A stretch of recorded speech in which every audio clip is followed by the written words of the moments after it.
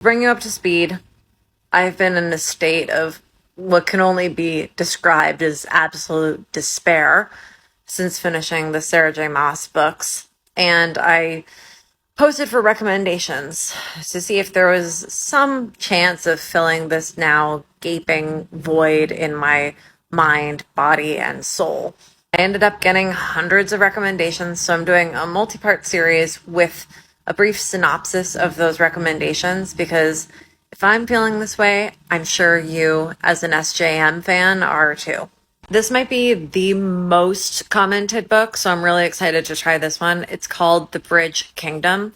The premise is that basically a princess is also trained as an assassin, and she's marrying a king, but is from another kingdom, but is actually planning to kill him as an assassin, but I guess enemies to lovers, she's gonna fall in love with him or something. Next is a series that I've actually read. I read before ACOTAR and all the Sarah J. Maas books and loved it. Everything from the Grishaverse. So I'd recommend starting with Shadow and Bone if you haven't already.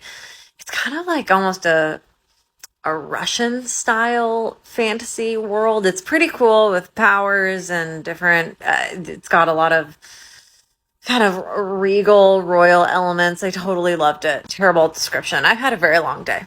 Sorry. But read it. It's really good. Last recommendation in this roundup sounds really, really cool. It's a trilogy, and the first book is called The Cruel Prince. It's by Holly Black.